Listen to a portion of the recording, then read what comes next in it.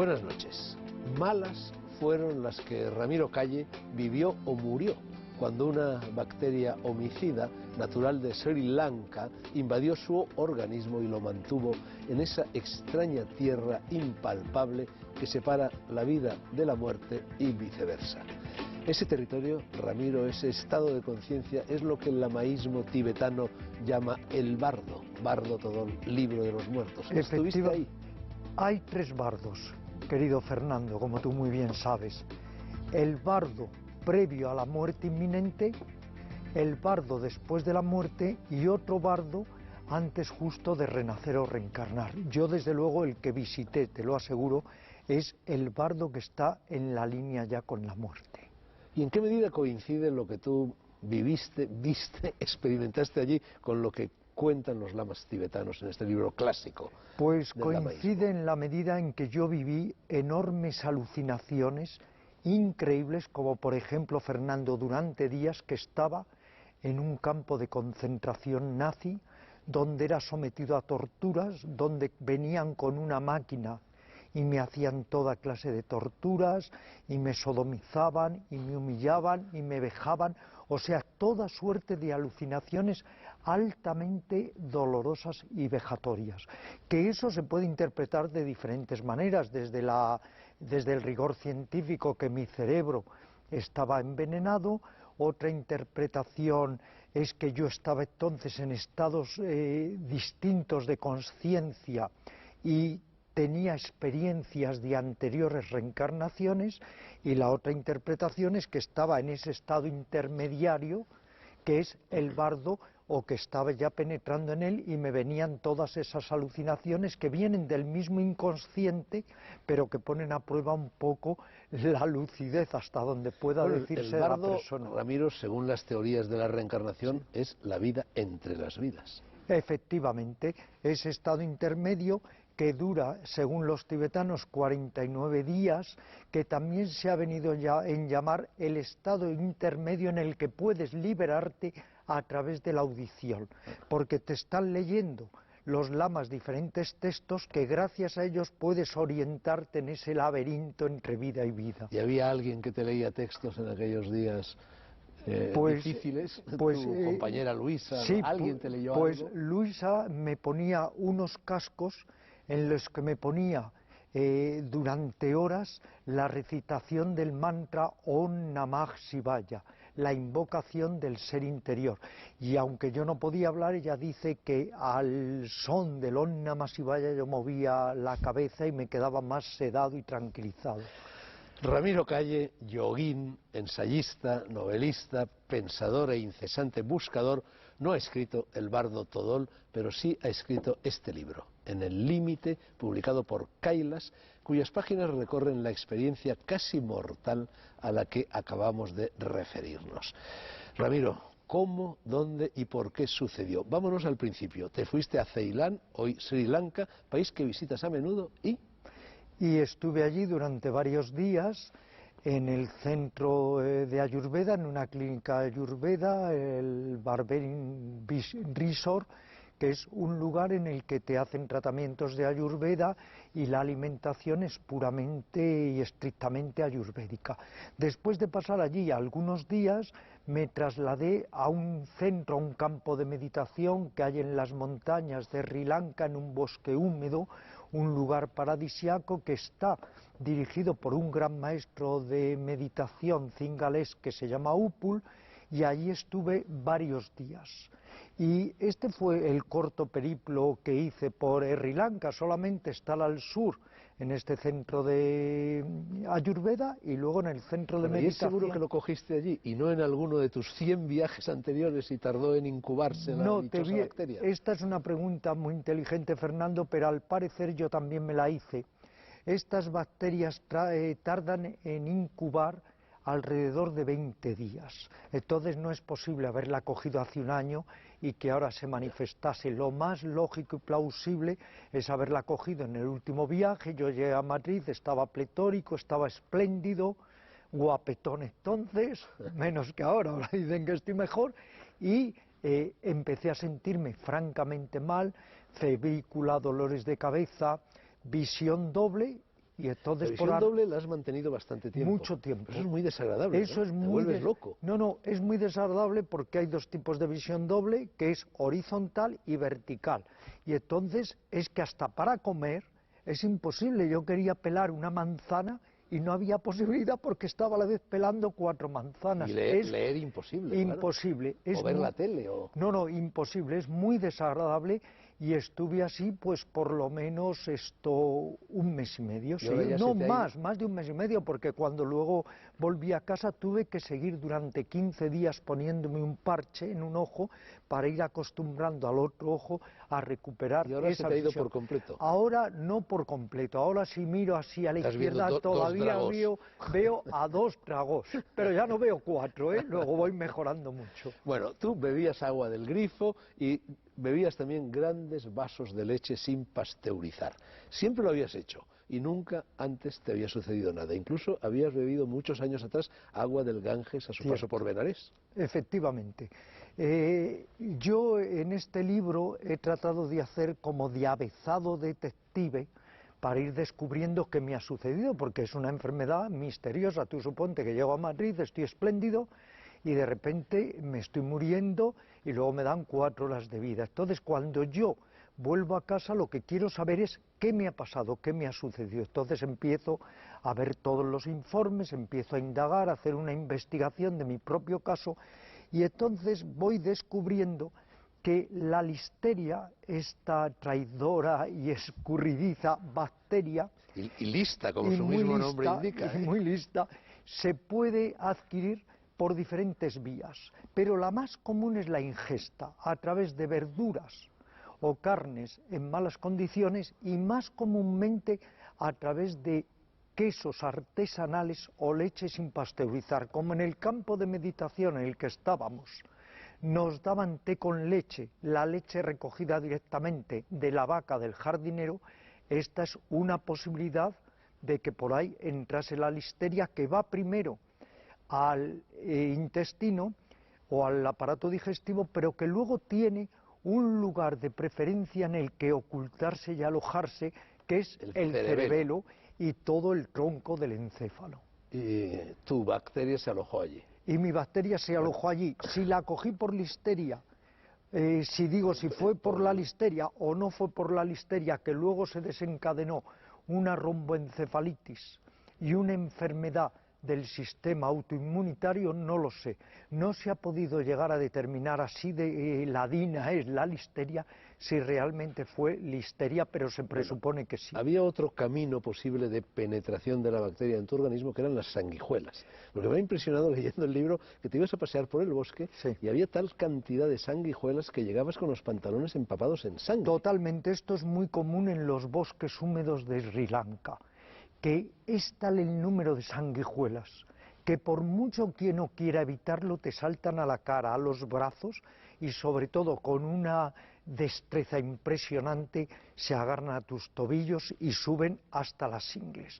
En este bosque donde estábamos meditando, que han pasado por allí grandes meditadores, sobre todo de budismo y meditación vipassana, el número era tal de sanguijuelas que me tenía que cambiar varias veces al día de pantalones, y el pantalón totalmente lleno de sangre, y luego buscar sanguijuelas pues introducidas por todas las partes del cuerpo. Si tomabas, por ejemplo, la precaución de colocar la parte inferior de los pantalones, el tobillo, con una abrazadera de ciclista o metidos dentro de una bota o algo así, la sanguijuela no tiene posibilidad. Eso es lo que se debe hacer. Aún así se pueden colar por los costados o incluso irte al cuello. Yo recuerdo, fíjate, querido Fernando, que tú, que como yo hemos leído tanto a Mircea Eliade, cuenta Mircea Eliade que en una de sus andanzas por Sikkim o por el norte de la India, las sanguijuelas le saltaban al cuello y le saltaban a la cara. En estos bosques húmedos están por todas partes, pero yo efectivamente no tomé esa precaución. Yo iba con unos pantalones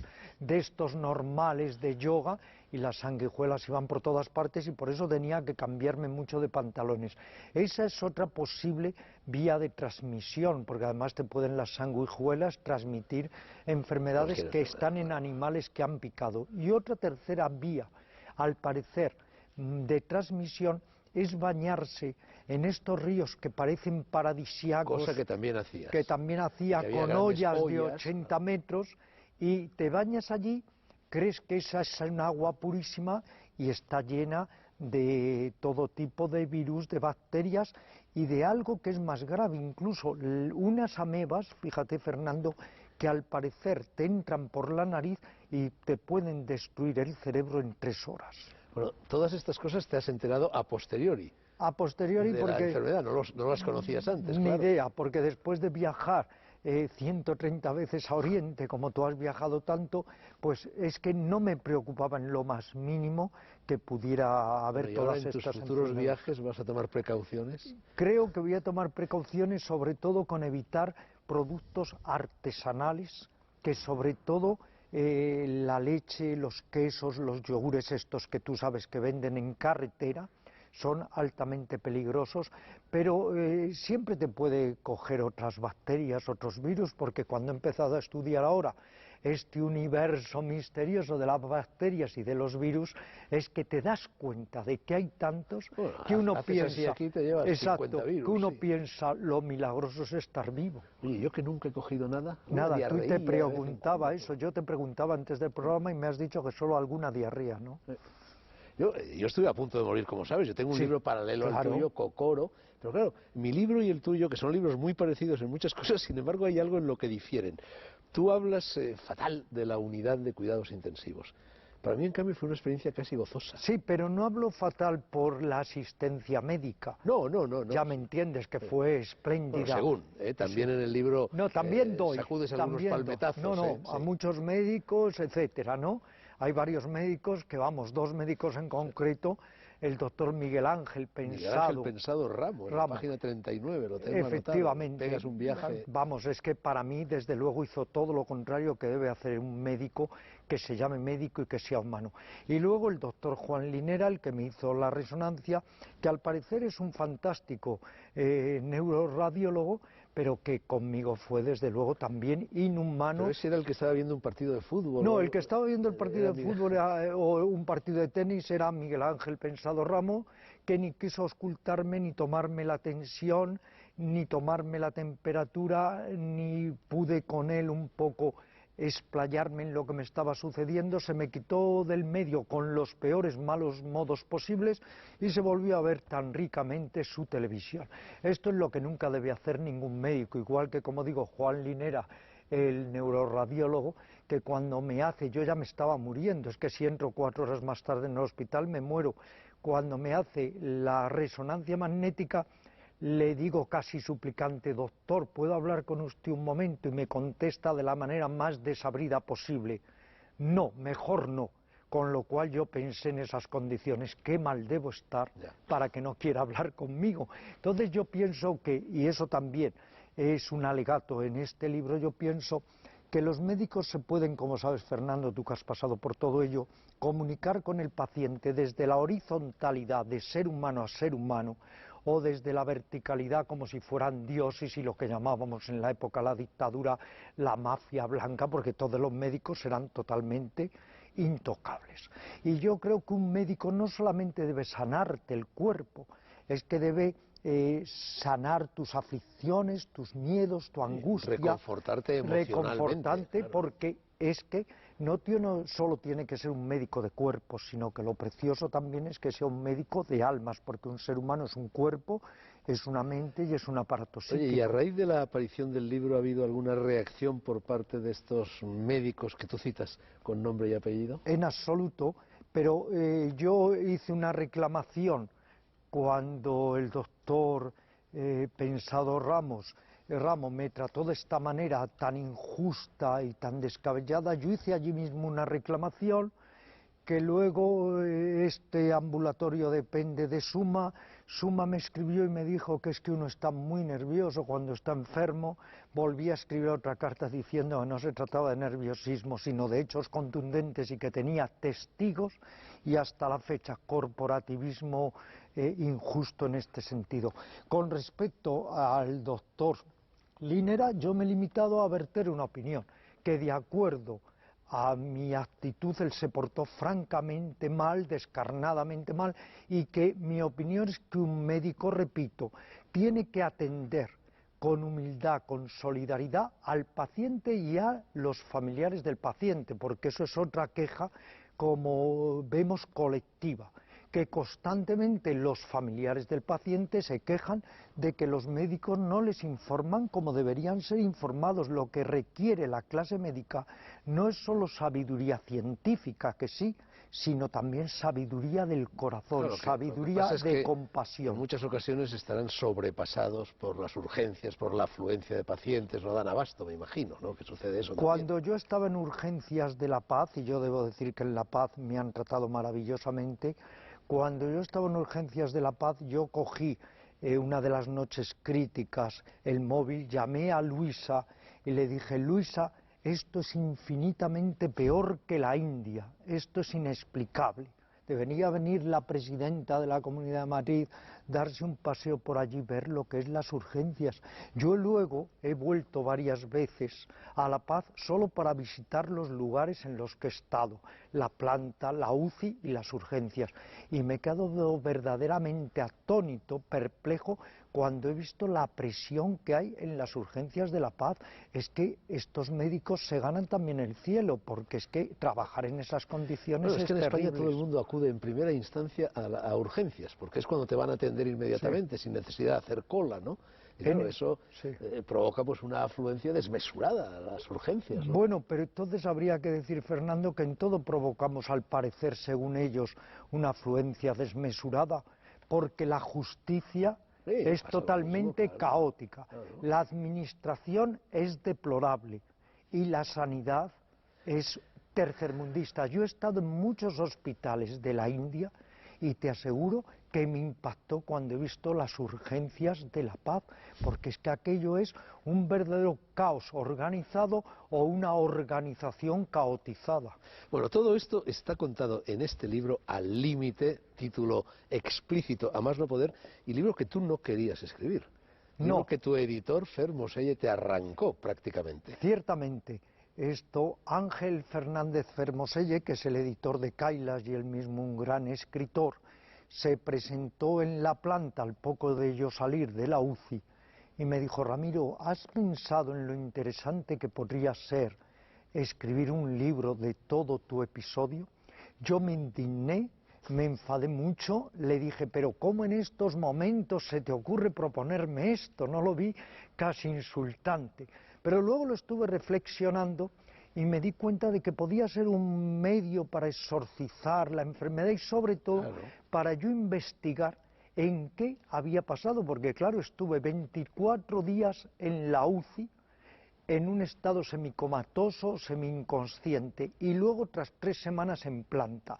Yo lo que quería saber es qué me había llevado a esa situación cuando yo, 2 días o 3 días antes de entrar en la UCI, estaba todavía muy Pero es lúcido. extraña esta resistencia tuya a escribir el libro porque, bueno, eres un escritor con muchísimos libros a las espaldas y al fin y al cabo, cuando un ser humano pisa el lindero, la raya, la frontera del más allá, eso es una experiencia riquísima, es una experiencia transformadora y por lo tanto eso es una experiencia interesantísima para ser vertida en un libro. Yo tengo que decir que cuando yo escribí después de mi operación de corazón Cocoro, la idea tampoco fue mía, la idea fue de Imelda Navajo, la directora de la Esfera de los Libros, Claro. pero la verdad es que yo no me resistí, cuando ella me lo dijo me di cuenta, tienes razón, yo Sí, soy el yo que en el escribí este primer libro. momento me resistía, acababa casi de salir de la UCI, me parecía tan espantoso todo lo que había pasado, sobre todo ese universo de constantes alucinaciones durante días, que eran alucinaciones mucho más reales que lo que tú y yo ahora estamos viviendo. Es lo que se llaman sueños vívidos,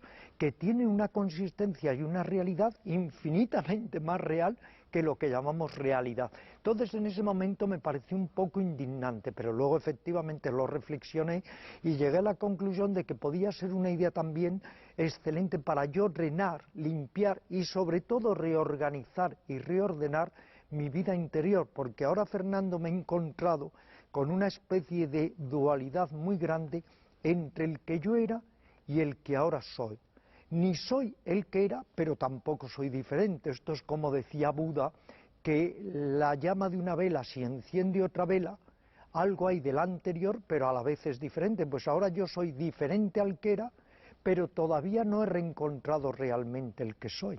¿Y tú crees que la nueva llama encendida en ti se mantendrá o son experiencias que tienen una vigencia en el tiempo, pero luego poco a poco va emergiendo, regresando la anterior personalidad?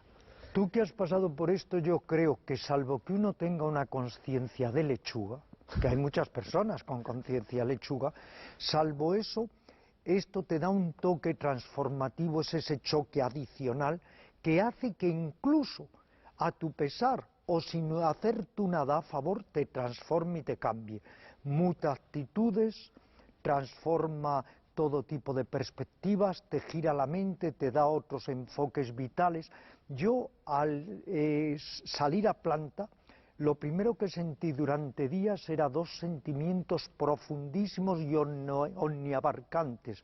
Uno era el sentimiento de humildad, una humildad profunda al darme cuenta de hasta qué punto somos frágiles, vulnerables, sometidos a la ley de la imprevisibilidad y a la ley de la impermanencia, que en realidad estamos vivos de milagro, ciertamente, porque es que hay tantas cosas para destruir nuestro complejo psicosomático que cada día que vivimos es algo nuevo.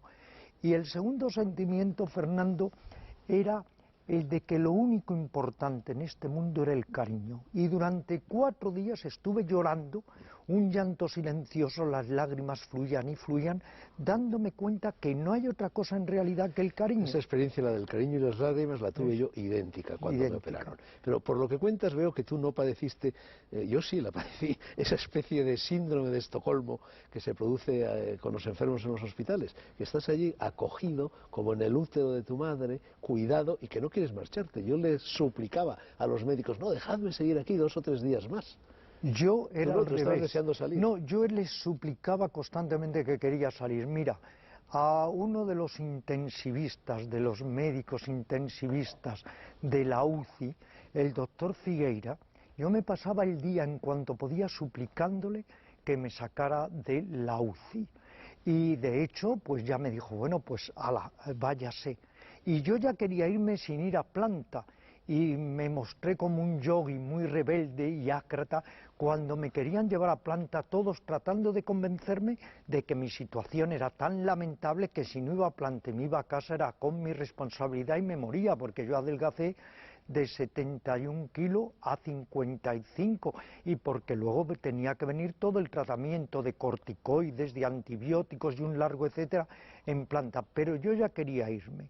Ahí y es luego, cuando te dijeron prevalece el deseo del enfermo. Sí, cuando me dijeron eso es cuando me quisieron enviar a hacerme otra resonancia al Ruber Internacional con el célebre doctor Juan Linera y yo dije que yo nunca pisaría más ese hospital, ese sanatorio, mientras hubiera este trato por parte del doctor Juan Linera. Y entonces mi médico, mi neurólogo, el doctor Antonio Tallón, dijo, prevalece la voluntad del enfermo, que no se haga la resonancia. Y me fui a mi casa sin hacerme la resonancia, que era lo más lógico para constatar hasta qué punto seguía o no la infección cerebral. Pero estaba tan harto ya de mí, entre comillas, el doctor Tallón, de me quiero ir, que incluso me lanzó a clase ya 3 días o 4 antes, me dijo, ¿se quiere ir que ahora vienen unas fiestas? Dije, si no es peligroso, me voy. Dijo, adelante, y me fui.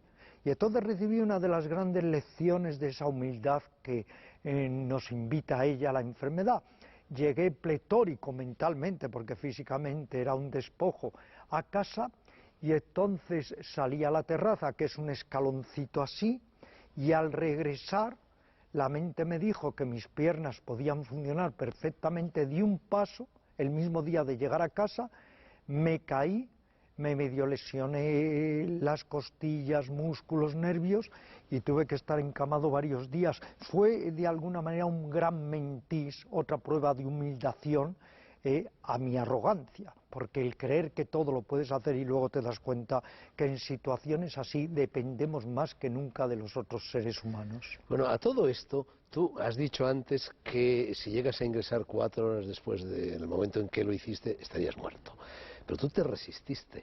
cuando empezaste a sufrir síntomas graves, no querías ir al hospital. No quería porque había vuelto tan pletórico de Sri Lanka, estaba tan encantado dando las clases en el centro de yoga, ya las últimas realmente cayéndome, que no quería, porque pensaba que yo con mis técnicas de pranayama, de asanas, de meditación, podría recuperarme, pensando que sería un estado de estrés por el viaje, o sería un catarro, o la tensión disparada, no lo sé. El caso es que me oponía, pero además tuve la mala fortuna de no solo encontrar a este doctor, el doctor Miguel Ángel Pensado Ramo, que me larga cuando me estoy ya muriendo, sino que tuve la mala fortuna de ir 2 veces a urgencias en La Princesa, en el Hospital de La Princesa, ya en un estado de gravedad extremo, y las 2 veces, las 2 noches que fui, me dijeron que estaba perfecto. Claro, no me hicieron pruebas en profundidad, te hacen unos análisis y me mandaron a casa que estaba perfecto. Y lo raro es que no me muriera ese fin de semana, donde ya no podía ni comer ni hablar, la visión doble, hipertensión, en fin, un cuadro. Claro, en España no había prácticamente información respecto a esta bacteria, ¿no? Tuvieron que llamar por teléfono a médicos de la India, a médicos de Sri Lanka, ¿no? Sí, por lo visto, en La Paz solo habían tratado 2 bacterias de este tipo, la listeria, que por cierto la listeria, pues uno de estos años pasados, al presentador más importante de la televisión inglesa lo fulminó, y también a un chico de 35 años lo fulminó. ¿Y porque los dos la habían pescado también en fin, en la India? No viene determinado dónde, pero donde más se pesca es en Oriente, y también en algunos países hispanoamericanos, y sobre todo también en lugares que hay animales, porque la listeria de alguna manera también está en granjas de animales. Y como te digo, entonces estaba ya en esta situación tan difícil. En La Paz es donde me acogieron, pero en La Princesa las 2 veces que fui a urgencias en extremo grado de gravedad, pues nada. Bueno, y por primera vez en casi 40 años dejaste de dar tus clases de meditación, de yoga, en el centro Ladakh que diriges, ¿no? Sí, Eso te causó remordimientos, sí, ¿no? era la primera vez, en 40 y tantos años, la primera vez que yo no asistía a la clase. Y la última clase que di, que era una clase de meditación, que estaba realmente en un estado calamitoso, me estaba cayendo a la vez que daba la clase. Recuerdo que estaba ese día en clase mi alumno y gran amigo y actor Gabino Diego, que me vio en tales circunstancias que me dijo: Ramiro, ahora mismo tenemos que ir a urgencias. Y me negué, no obstante, esa noche debería haber ido a urgencias. No lo hice, pero bueno, lo hice el fin de semana con este triste resultado de lo que sucedió en La Princesa. Fue en La Paz donde realmente empezaron a indagar a fondo, a través de una punción de la médula espinal y de resonancias y un largo etcétera, a indagar que esto era posiblemente una listeria. Entonces se llamaron por teléfono a hospitales de Sri Lanka, a hospitales de la India, se pusieron aquí en contacto el Hospital Ramón y Cajal, el Carlos III, La Paz, un conjunto de especialistas en infecciosas para determinar qué me estaba pasando, y empezaron a darme cantidades ingentes de antibióticos y corticoides, y luego también antituberculosos que sigo tomando para prevenir una posible tuberculosis del cerebro. Fue Luisa, tu pareja, quien se encargó de dar las clases que tú no podías dar.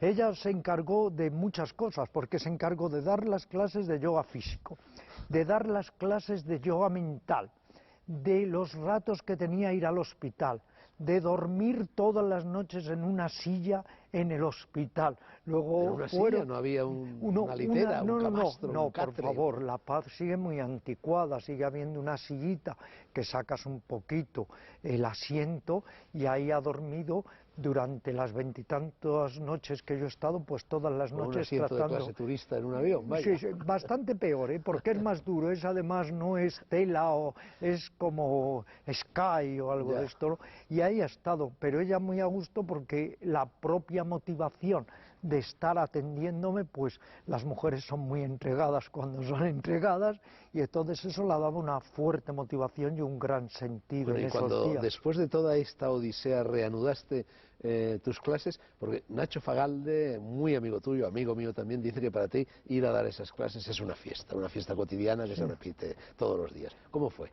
tu Pues regreso al el centro regreso Galaz? fue muy emocionante, inesperado.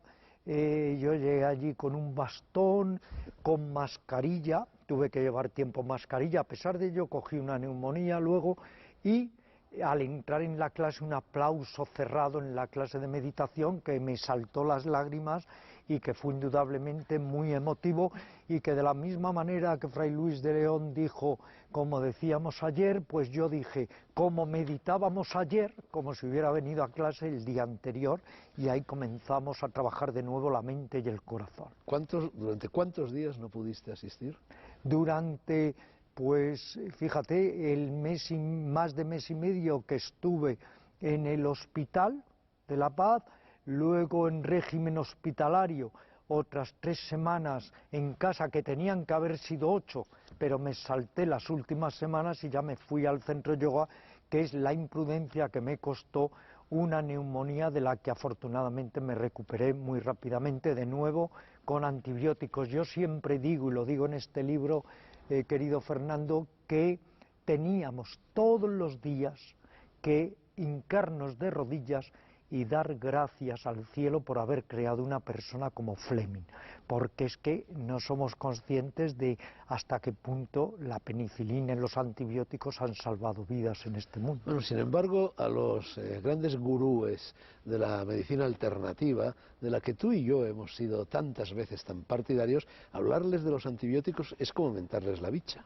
Y los que no lo toman se mueren. Pero ellos, no te preocupes, ¿eh? Ellos, con esa doble cara que todos tenemos, cuando necesitan antibióticos, te aseguro que se los ponen a mansalva, de la misma manera, Fernando, que si tú no te hubieras operado del corazón, ¿dónde estarías tú? Que te hubieran empezado a dar solamente hierbas, ¿dónde estarías tú? Bueno, te voy a leer dos frases, dos parrafillos al respecto de tu libro. En uno dices, aquí, refiriéndote a la enfermedad, a la listeria, aquí no sirven las terapias alternativas, aquí de nada sirven los placebos, aquí nada tienen que hacer los mercaderes del supermercado pseudocientífico. Y un poco más adelante, en la página siguiente, añades, no está mi intención desde luego arremeter contra las terapias alternativas que cada día surgen en mayor grado, ya que además de los bien intencionados, hay en este campo infinidad de mercaderes que inventan sus propias terapias para afirmar su ego y llenar sus arcas. Bueno, estos párrafos van a sorprender a tus lectores, acostumbrados a este tipo de defensa de estas medicinas que tú y yo y otras personas como nosotros hemos hecho siempre. Ya que me yo das tuve una experiencia muy parecida con mi operación, también me di cuenta de que hay cosas en las que no valen gaitas, que solo funciona la medicina de toda la vida. Efectivamente, es que muchas veces hay que desmitificar todo aquello que de una manera a veces casi irracional estamos mitificando, porque los seres humanos necesitamos creer, pero no tenemos que movernos por creencias, tenemos que movernos por experiencias. Yo, en primer lugar, no sé si estarás de acuerdo, Fernando, propongo que a las medicinas alternativas se les llame medicinas complementarias, y me explico.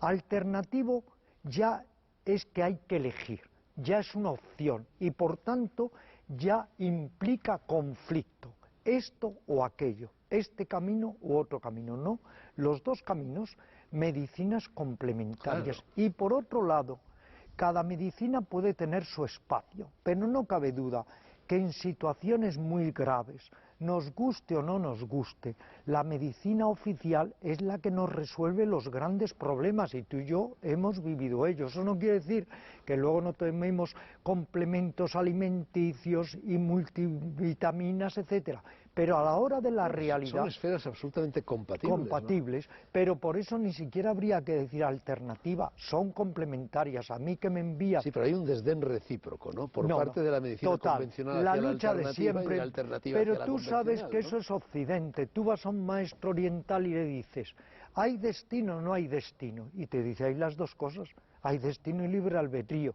En Occidente, en cambio, están los destinistas y los que abogan por el libre albedrío. Siempre es la lucha, no somos capaces de conciliar el yin y el yang en el Tao. En cambio, en Oriente hay otra actitud, todo tiene cabida, como son los 6 darsanas indios de la filosofía india, que uno te dice, hay Dios pero no hay alma, otro te dice, hay almas pero no hay Dios, otro te dice, no hay almas ni hay Dios, y así sucesivamente los 6 sistemas. Vas a un maestro y le dices, ¿y cuál de los 6 tiene razón? ¿Cuál es verdadero? Y te dice los 6, porque es inclusivista y es todo complementario, y en Occidente es la radicalidad, la dualidad por sistema, y es la vieja lucha entre las terapias alternativas que yo propongo, se llaman complementarias, y la terapia No, oficial. además, si tú lo dices, no se puede confundir la medicina preventiva con la medicina curativa, Cierto, son ámbitos cierto. distintos, ¿no? Mira, un amigo mío que era el fundador de la editorial Eirás, él, Alberto Dálvez, él cogió una pulmonía, se empeñó en tratarse simplemente con naturopatía, tuvo un infarto de miocardio y se murió. Luego quiero decir que hay que saber también qué corresponde a cada cosa. Cuando yo digo que hay tantos caraduras impostores en el mundo de las medicinas alternativas, es porque incluso cada uno inventa sus propias medicinas alternativas sin ningún fundamento, y así, Fernando, pues resulta que hay quien te dice que te limpia el inconsciente y te lo reordena en 24 horas, o sea, que Freud estuvo 50 años para conseguirlo y no lo consiguió, y alguien te lo consigue en 24 horas. Otro que te dice, yo reorganizo la energía de tus chakras en un fin de semana. Y así sucesivamente, la iluminación instantánea, todo rápido, todo urgente, que es nuestra mentalidad occidental. Casi todas las personas que pescan una listeria mueren. Y entre las que no mueren, por lo general, se quedan con secuelas de por vida. En tu caso no ha sido así. No ha sido así, no, y hasta incluso tardan 3 años o 3 años y medio en recuperarse, y recuperación fue milagrosa. Hay una anécdota curiosa, y es que mi neurólogo, que es un hombre muy riguroso científicamente, el doctor Antonio Tallón, que ya le he citado, él dijo, lo de Ramiro es un milagro. No sé si es que tiene que escribir un nuevo libro, no sé si es que tiene que llevar una misión a cabo, no sé si es que todos sus dioses hindúes le han dado su energía, pero desde luego ha mirado la cara de Shiva. Y es que estuve balanceándome, pero muchísimos días, en ese columpio entre la vida y la muerte, en ese bardo. Cuando yo llegué a casa, nada más llegar a casa, llamo al jefe de infecciosas del Ramón y Cajal, el doctor López Vélez. Y nada más oírme, me dice, Ramiro, dentro del infortunio, qué gran fortuna ha tenido usted, porque uno puede quedar con secuelas gravísimas de cuerpo y también de mente, secuelas de percepción, secuelas de cognición. Y dijo, me maravilla que usted esté ya escribiendo un nuevo libro, que era En el límite. ¿Y ahora tienes apetito, duermes bien, te encuentras bien? Me encuentro muy bien, la verdad. En todos los sentidos, he aprendido a apreciar cosas de la vida que no apreciaba, y estoy realmente encantado siguiendo un poco tus huellas con esos animales fantásticos, misteriosos, no hay mal que por bien no curativos, venga. que son los gatos, ¿no? Yo ahora tengo un gato que estoy haciendo famoso con este libro y con los programas estos tan gentilmente que tú me llevas a ellos, que es Emil, que ya la gente no me pregunta por mí, me pregunta por Emil, y cuando me envían emails me dicen un abrazo para ti y un achuchón para Emil. Sí, a mí me pasa lo mismo con Soseki, claro. Lo mismo. Y tú y yo hemos vivido, y tú vives, me dijiste que tenías 5 gatos, pues esa magia especial de los gatos. Tú hasta este momento no habías descubierto Había los gatos. tenido en la juventud gatos, pero no había sabido apreciarlos como les aprecio ahora. ¿Y este gato cómo llegó a tus manos? Este gato llega porque mientras yo estoy en la UCI, Luisa, sintiéndose desolada las noches que iba a casa a cambiarse, etcétera, puesto que las noches, claro, de la UCI, puesto que luego ya se quedaba siempre conmigo, pero esas noches que no podía quedarse en la UCI, iba a casa, y entonces se enteró de que había un gato que un gitano había tenido que elegir entre un perro, un pitbull, por ejemplo, creo que era, y un gato. Y había sacrificado al gato y le había dejado en un descampado. Bueno, típico. Luisa se entera de este hecho, recupera a este gato que llamaban Emilio, pero que nosotros hemos puesto Emil, que ya está encantado con este nombre, ¿no? ¿Por qué lo llamaban Emilio? ¿Lo Pues sabes? no lo sabemos. Es un gato blanco único de ojos intensamente amarillos, y cuando yo llego a casa, que llegaba, y sigo con ella, con una pierna que tengo una insensibilidad en ella, que creemos que es por los antituberculosos que tomo, pero que también podría ser una secuela de la enfermedad, llego a casa y me tumbo en la cama, y ya la primera noche el gato Emil viene y se coloca en la pierna enferma. Y así, durante días y días, ha estado runruneando y durmiendo sobre mi pierna enferma, y entonces yo ya le llamo el gato sanador. ¿Y cuando llega a manos de Luisa era cachorrillo todavía o No, estaba ya crecido? tenía 5 años, parece ser que tiene, por la dentadura, pero es extraordinariamente afable. Me ha enseñado que yo 40 años haciendo asanas y él me humilla porque hace las posturas de claro, yoga, sí. eso, me ha enseñado que yo 40 años en meditación y él medita de la forma más natural, y además, Fernando, es que conocen toda la escala de los estados de éxtasis o de samadhi. Vamos, es que San Juan de la Cruz o Teresa de Jesús, Ramakrishna o Ramana Maharshi se quedarían atónitos cómo ellos dominan los espacios de la mente. Se pueden estar horas Yo, observantes. Ramiro, pensarás que estoy loco, pero yo estoy convencido de que el gato es el máximo de la conciencia, el máximo de la vida, que no hay nada superior a un gato. Sí, sí, y a mí, fíjate, una amiga psiquista de Barcelona, Mercedes, dice que este es un gato que ha sido totalmente sanador en mi proceso, y me ha dicho algo más. Me ha dicho: Ramiro, es el ser que hay en la tierra que más te quiere, porque te acepta como eres.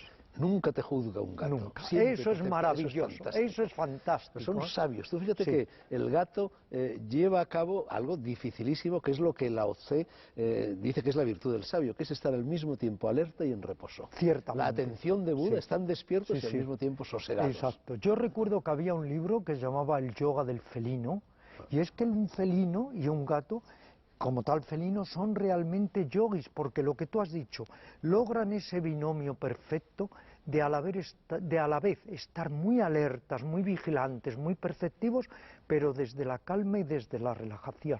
Y luego son un mundo misterioso también, porque se dice, enigmáticos a más no poder. se dice que el perro nos toma a los dueños como dueños, pero que el gato cree o percibe que nosotros somos los que le servimos a él, Claro. y que él es el dueño. Nosotros somos la mascota del gato. Exactamente. Pero sabes que no es una broma, hay una gatoterapia, ¿eh? Yo Sí, sí. conozco personas, el gato cura. No, y Baja sabes, la tensión, el si ronroneo del gato, que es un efectivamente, misterio, nadie sabe por qué se produce el ronroneo. Se dice, verdad, que es como una frecuencia casi meditativa que va entrando hasta nuestras células y nos calma y nos relaja, y sobre todo logra transmitirnos su propia paz. Es el aum, es la Sí, sí, vibración, ¿no? ciertamente, La naturaleza vibratoria cierto. del universo. Es un ¿no? mantra, el mantra más misterioso que hay, ¿eh?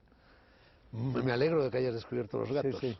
Eso es una de las grandes cosas que he descubierto a través de la enfermedad, el que hay que vivir mucho más en el corazón que en la mente, cosa que hemos hablado tú y yo tantas veces, el que hay que asumir que la vida no es lógica, no es creíble, es impredecible, es imprevisible, que la vida es un viaje, y como todo viaje tiene su aventura y tiene sus inconvenientes, y es un incesante aprendizaje, y que todos los días tenemos que vivir cada momento como si fuera el primero y el último, porque recordarás ese libro de Alan Watts, La sabiduría de la inseguridad. Sí. Todo es inseguro, y decía el gran poeta Tennyson, lo único seguro yace en la inseguridad.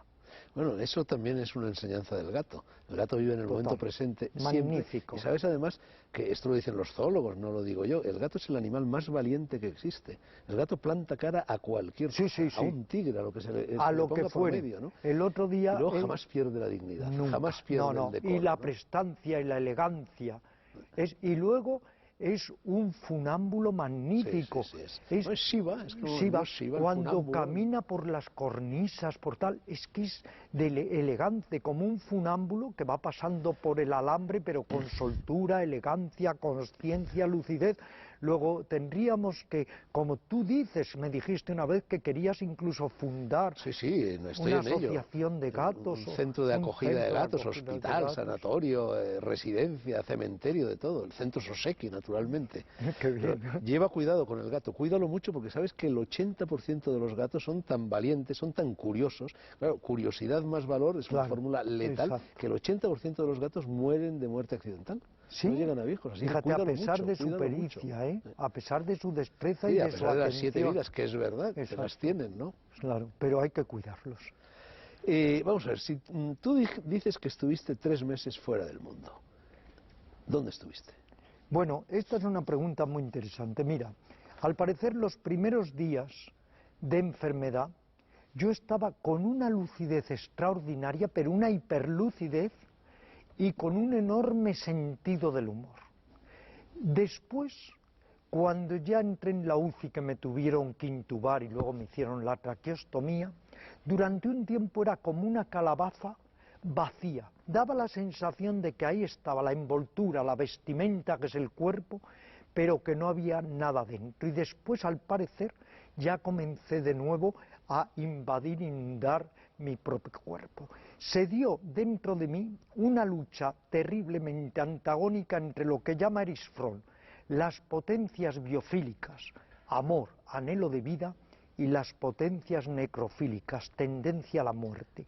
Hubo ahí Tú una querías morir contienda. en determinados Sí, momentos, quería pedías morir. que te No, dejaran no, no, morir. es que fíjate, en los documentos que he visto luego, en los papeles que luego me ha enseñado Luisa, escribiendo con la letra que podía escribir porque estaba medio inconsciente, intubado, yo pongo en varios de estos papeles: matadme, desconectadme. A todo el que entraba en la sala de la UCI, que yo durante 20 días estuve atado casi de pies y manos constantemente en una sala en solitario, a todo el que entraba le hacía así el gesto de muerte, o le decía así: desconectarme. Y eso fue durante muchos días, y en la mano de las doctoras y de las enfermeras escribía muerte, muerte. Se ve que mis fuerzas necrofílicas estaban prevaleciendo sobre las biofílicas, pero de repente hubo ahí un cambio y entonces todas mis fuerzas biofílicas comenzaron a aflorar. En ese interín, en ese intervalo, yo tuve una experiencia que creo que tú también has tenido algunas de ellas, de estas experiencias cercanas a la muerte, que no sé cómo fueron las tuyas exactamente, ahora las contrastamos. La mía fue que de repente yo estaba como tumbado apaciblemente en un universo de nubes y de luz. Era una paz enorme, pero no era una paz totalmente satisfactoria, porque no era una paz alegre, no era una paz Sí, tú dices que era una paz como sosa. Sosa, era el limbo, ¿no? Yo en ese momento, si hubiera podido pensar, hubiera pensado: me voy al infierno con Ragó, porque esto es demasiado, demasiado de nueva era. Era una sensación de nueva era, agradable, serena, tranquila, pero falta de vitalidad, un poco paz de cementerio. Pero lo que es indudable, Fernando, es que yo tenía plena conciencia todo el rato de que me estaba realmente muriendo, y hay dos hechos enormemente contundentes que reflejo en el libro. Uno, cuando yo era consciente de que ya me moría, yo te llamaba, hablaba contigo, como explico en el pedías que libro, te llevara a y Benares. decía: Fernando, por favor, llévame a morir a Benares. Y casi te suplicaba, lleno de sentimiento, que me sacaras de esa cárcel, que era el hospital, y me llevaras a por lo menos las calles ajetreadas, bulliciosas, llenas de vida de Benares.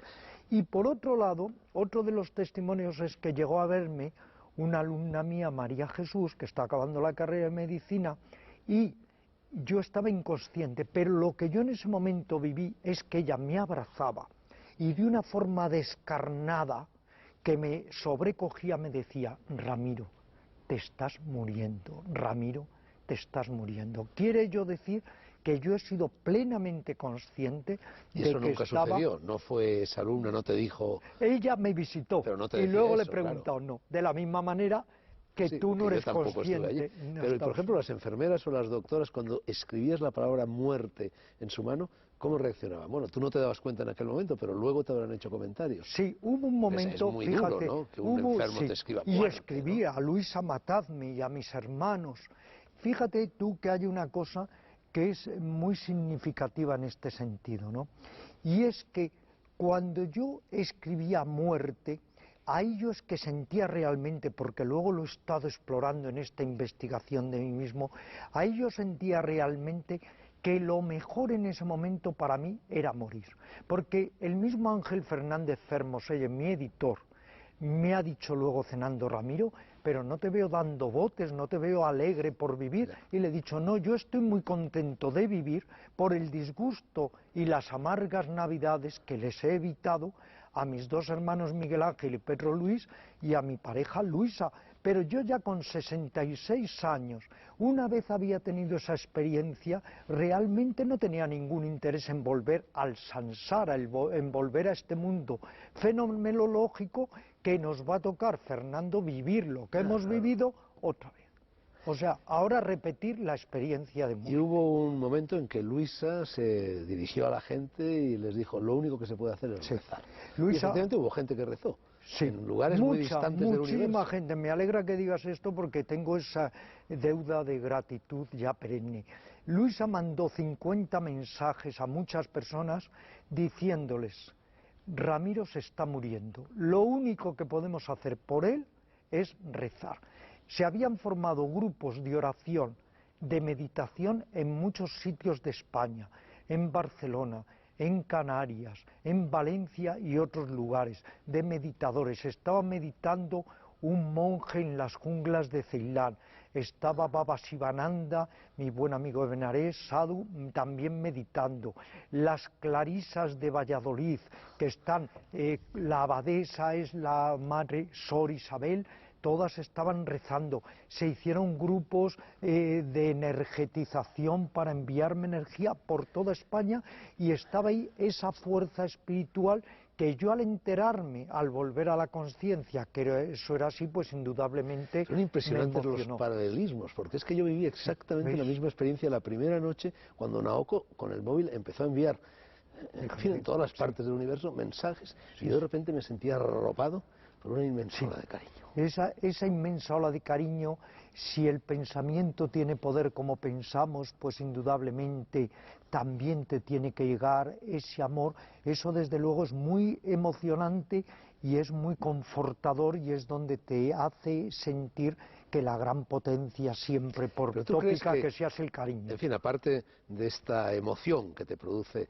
sentirte arropado por la ola de cariño, ¿tú crees que terapéuticamente sirve para algo que las clarisas de Valladolid o un grupo de monjes de Ceilán recen por ti? Yo aquí te diré, y se hicieron pullas, en fin, ceremonias, yo aquí te diré una cosa. Cuando los discípulos de Jesús le fueron a plantear que había otros que estaban también predicando, Jesús dijo, si no van contra nosotros, van a nuestro favor. Lo que quiero decir con ello es que aquí han podido operar muchas fuerzas. Primero, la sabiduría médica y la insistencia de esos intensivistas y neurólogos que me han sacado a flote. Segundo, y muy importante, mis fuerzas y ganas de vivir y además el que yo estaba en perfectas condiciones anteriores a coger la listeria, nunca he estado enfermo, como creo que te pasa a ti. Y tercero, que hay esa energía que de cualquier manera nos conforta. Ya no hay que entrar a juzgarla, está ahí. Si es válida, si no es válida, da lo mismo. El caso es que está ahí y alerta nuestro corazón, nuestros sentimientos y luego nos da mayores fuerzas para la recuperación. Y ya un buen día, después de toda esta tragedia, se produce un momento jocoso, cuando Luisa envía otro SMS a todo el mundo diciéndole, Ramiro se ha puesto a hablar como un lorito. Sí, antes de esto, Fernando, el momento más trágico de la enfermedad, que ya arrasó la moral de mis hermanos. ¿Tuviste una parada respiratoria? Sí, tuve una parada respiratoria, me dan 4 horas de vida, me intuban, Pero luego el momento más crítico es cuando al estudiarse la resonancia magnética o hay la posibilidad de una infección por la listeria o hay linfomas y tengo cáncer. Y entonces mis hermanos se reúnen entre ellos y deciden que si tengo cáncer o si tengo linfomas, que me dejen morir. Y claro, esto Luisa indudablemente se revela un poco, dice, no, hay que intentarlo. Y entonces Luisa habla con una doctora, la doctora Beatriz Barquiel, que ha sido mi médico a lo largo de este proceso, y le dice, Beatriz, esto no puede ser, hay que intentarlo todo. Ella dice, no te preocupes, Luisa, que todo se intentará, que solamente en el caso de que no se pueda hacer nada, se le dejará partir. Afortunadamente me voy poco a poco recuperando, y entonces Luisa es cuando empieza a ver que comienzo a hablar, a pesar de la traqueostomía, me tapaba con los dedos para que el aire no se me fuera por la apertura, y entonces empiezo a hablar como un lorito, y es cuando envía ese mensaje. Pues la verdad, lo que decía todo, lo que decía era todo incoherente dentro de la coherencia. Como yo había vivido en todas mis alucinaciones del bardo, o de vidas pasadas, o de envenenamiento cerebral, no sé la causa, como había vivido esas alucinaciones en un campo de concentración, lo que yo decía cada vez que me visitaba Luisa, que era por la mañana y por la tarde, media hora en la UCI, también mis hermanos, lo único que yo decía es sacarme de aquí, llamar a la policía y sacarme de aquí. Esto es un campo de concentración unas veces, y esto es un foco de corrupción total. Sacarme, incluso apelaba a que llamaran a mi alumno Rodrigo Rato, a quien fuera, pero que tenían que sacarme de allí. Entonces era coherente con lo que yo había vivido, pero indudablemente a todas luces resultaba incoherente, puesto que no me podían sacar. Bueno, y Álvaro de Enterría, escritor, editor, amigo, que vive en Benalés, te fue a visitar y te dijo, Ramiro, has tenido todas las enfermedades de una sola tacada. Sí, él además lo dijo en sus términos hindúes, dijo, Ramiro, se ha apoderado de ti una asura, un diablo, que es como ellos un poco consideran la enfermedad, también un espíritu maligno.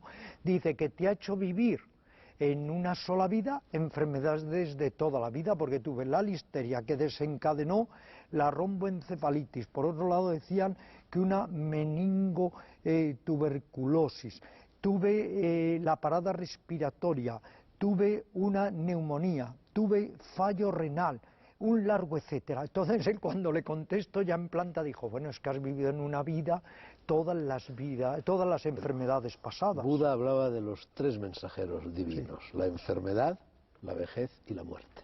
Ciertamente, mensajeros si sabemos tomarlos como grandes despertadores para humanizarnos, para evolucionar conscientemente y para aprovechar cada minuto en la larga marcha de la autorrealización. Dijo el sabio, todo lo que no destruye, construye. Ciertamente, frase que luego también utilizó Martín Lutero King, lo que no me destruye me fortalece.